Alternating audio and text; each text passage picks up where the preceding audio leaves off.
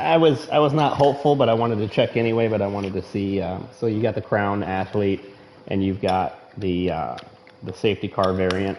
So we're in the safety car, and as you can see, when you come down to the racing motor, it does not allow for it, which that sucks. But I didn't really expect it, so I was not shocked. You can see on the performance points between the two, there's not a really big gap here. I mean, it's 30 points or so, not a big deal. The other thing you'll notice, or you won't notice, but that I'll tell you, is the factory engine is supercharged. It allowed for a lot of like the engine like stroke, boring, that type of thing. But it did not allow for a turbo. The race engine allowed for a turbo, but not much else. So it's still more powerful. It's a race engine. And I guess the idea there is most of those cars are, it's a built engine, so what are you going to do to improve it? And it's typical with the GT3 and the GT4 cars. You're not typically able to build the engine up too much more. It's when you buy the car at $450,000, it's got all that stuff built into it already. So they're actually a pretty good deal. So I thought just for a change to take this thing out on Tokyo. We're going to want to change the transmission. I forgot to do that. Before we mess with these two cars, let's stretch them out a little bit, and we'll try to remember to do that on the swap variant. So let's bring them just to 300. That gives it a pretty decent spot. If we top them out, let's go 310. If we top them out, we top them out, but at least we're making an effort.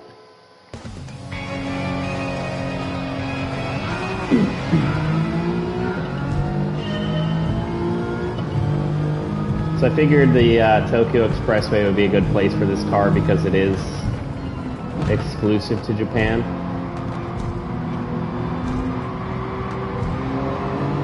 They've been building the Crown since like 55, but they don't export it.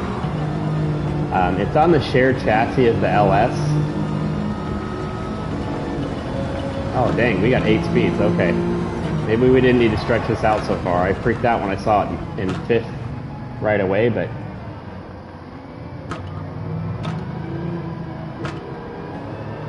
I do not have enough gear for an 8-speed transmission. I'm not putting the manual transmission in these cars just for consistency's sake.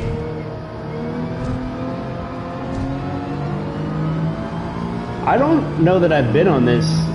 Everyone's doing the grind on Tokyo, but this is not the same course.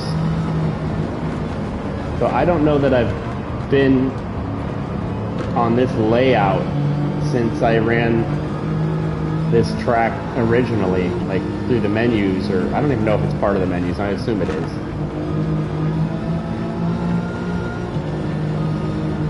And we're way overpowered for these cars. The fact that we're still running them is just showing like the fact that I am not familiar and I am not comfortable here. Oh Lord.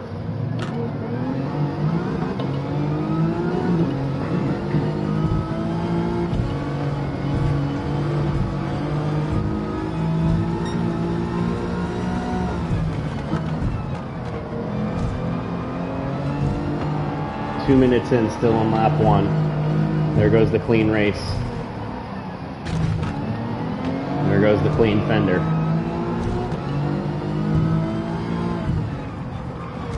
Okay, come on, Mazda.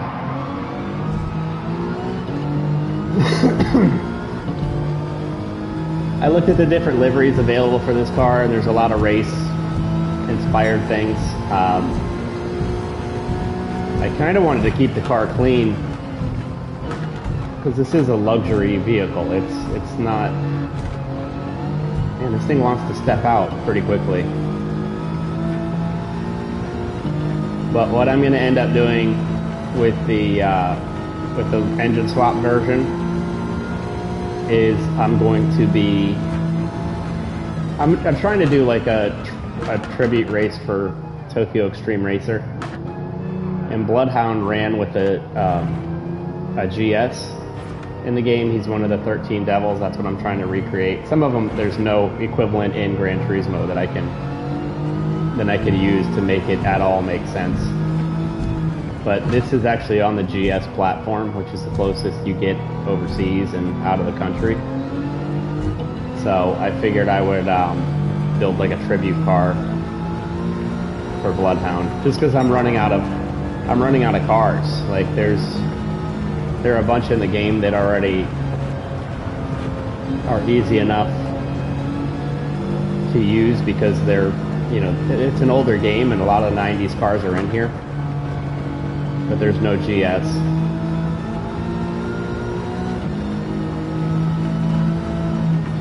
And out of laziness, I'm finding deliveries on, I remember this track. It's got the freaking pit lane that you accidentally run into when you suck.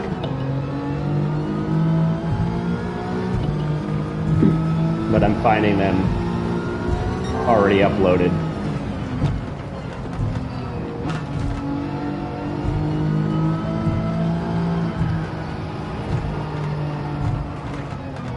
This car's pretty loose without adjusting the settings. This car wants to rotate really bad.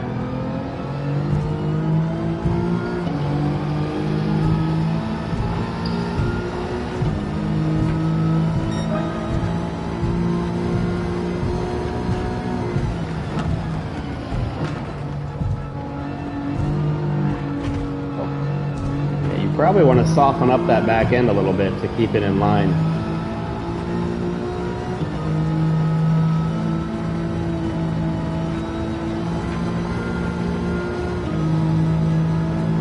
Even that soft corner there, I was kind of hesitant to be too aggressive on it.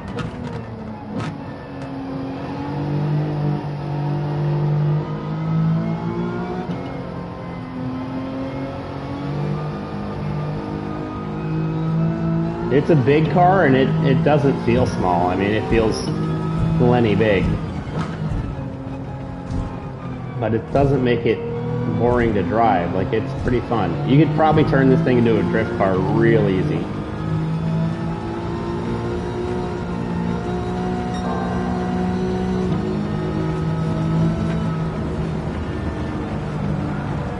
See that?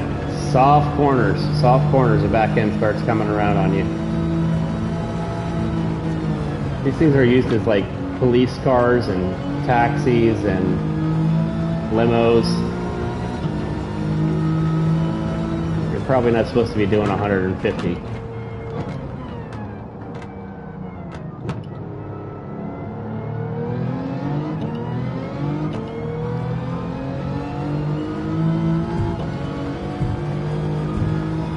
And maybe part of this is due to our location. We're on Tokyo Expressway, so it's not, you know, a dedicated racetrack, and it's kind of known for being almost glossy.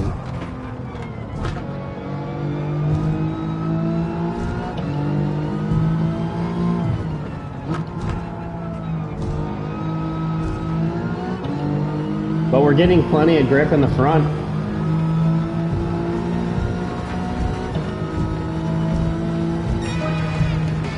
I didn't realize we were on the last lap there. How'd we do? 2:11 and a half. Overall, not bad. So this is supercharged, so we should see a fairly linear curve. Let's see what we're dealing with.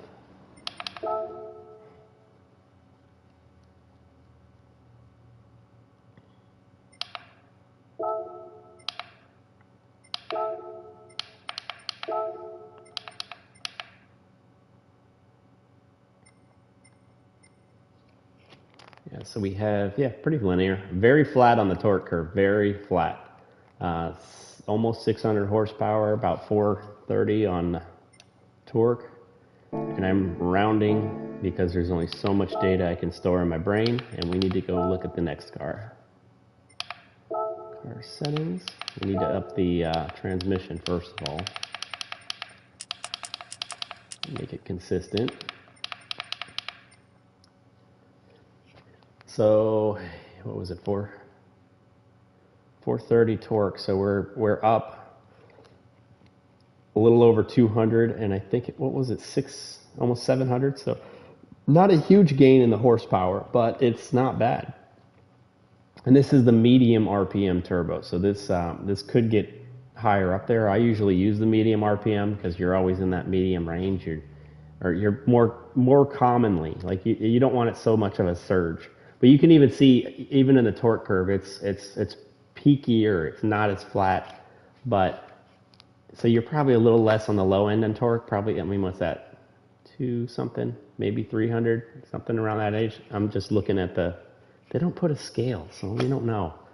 So it's 650, and it's a little less. It's about 2/3 or a third of 650, something around that area. So I don't know, mid 200s to 300s, way at the bottom end. But then it eventually gets higher, probably around I would guess, the 2,500 RPM mark. So you're not losing a whole lot there, but scaling that would be just, why would you not scale that? Because let's just take another quick look here. This is annoying. So the peak torque, it's below 7,500 RPM, but at what point? I mean, I can see where it crosses, and that's probably around where you're getting peak torque.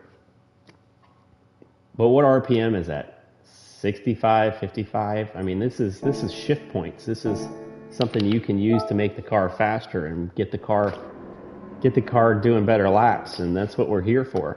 So it's kind of annoying that they didn't decide to share that information with a scale.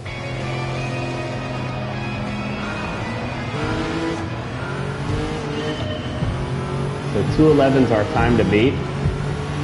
I don't think this car is going to have a major advantage.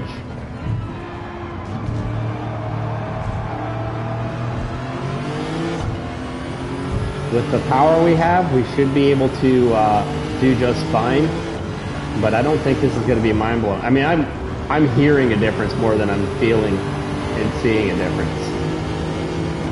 Although we're in 8th gear, so I don't know that we ever got there on the other car.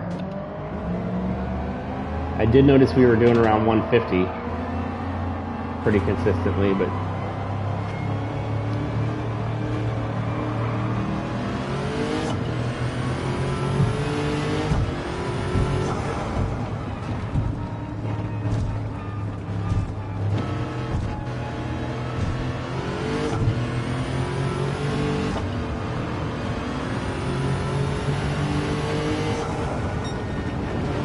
this does also feel like it's trying to fight the traction control more. I might have just caused an accident behind us. A little nudge there. Sorry!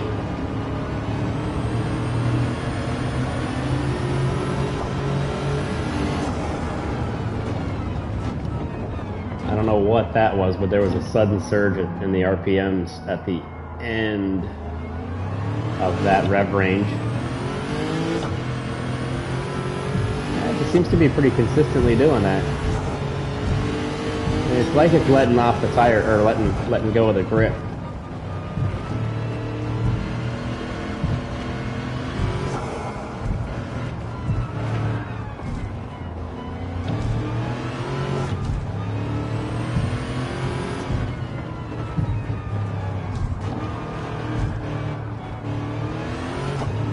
So both of these cars feel a little overpowered, and that's not a bad thing. I mean, you can always let off the gas, but it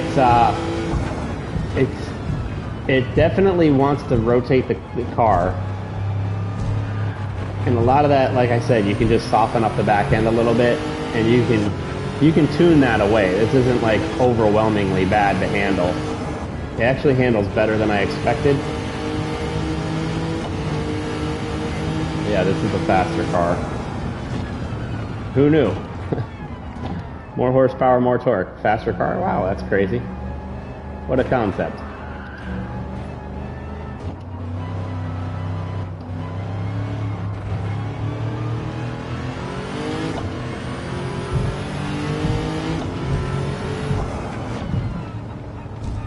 I don't know much about this motor, but it definitely sounds like a V8. The other one may even be a V8.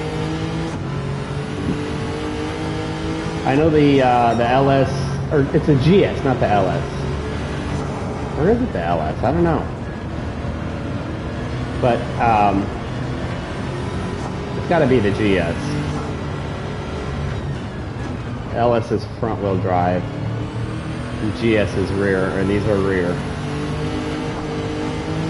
Yeah, because they mentioned the Toyota Aristo also, and the Aristo is the Toyota equivalent of the Lexus GS. So they're on that platform.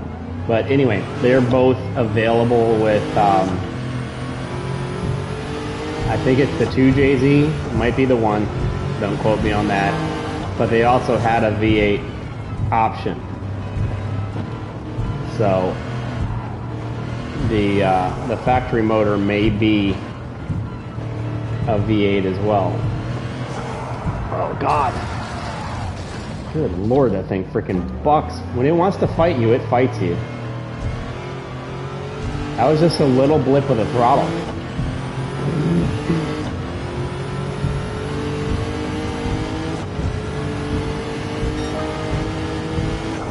Okay, so we already beat our last lap, but...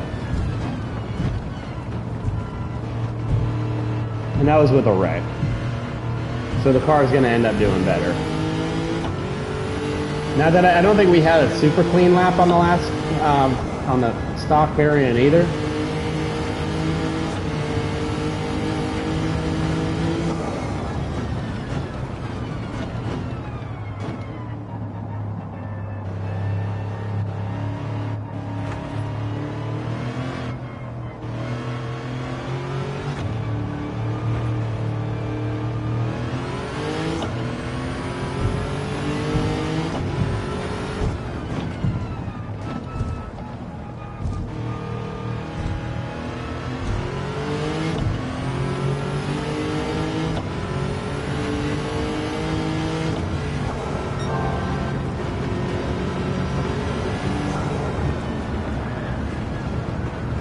Oh man, this thing does not want you to turn it. It just gets mad at you.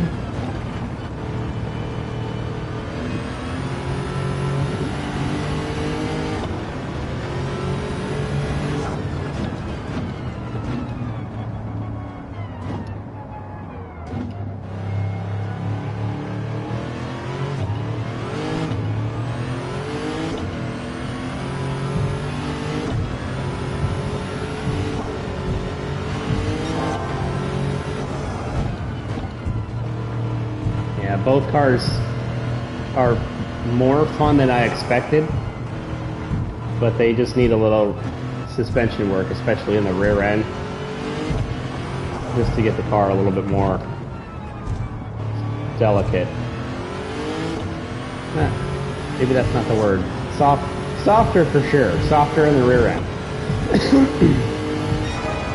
And there we go. We got about 5 seconds better that lap than what the stock motor was. So I mean that's big. That's big in terms of lap times. I mean it's very noticeable. You're not going to be competing against each other with a 5-second gap, but a lot of this. I could tune if I left this car alone and tune the suspension and the other car, it would come right around it. But I don't know. It's not a bad place for the motor. We haven't tried the truck yet. We're going to try that tomorrow. I've actually been looking forward to the Tundra because that's a little bit more ridiculous. And we'll be doing that tomorrow, and I will see you then. But have a great day, and I'll talk to you tomorrow.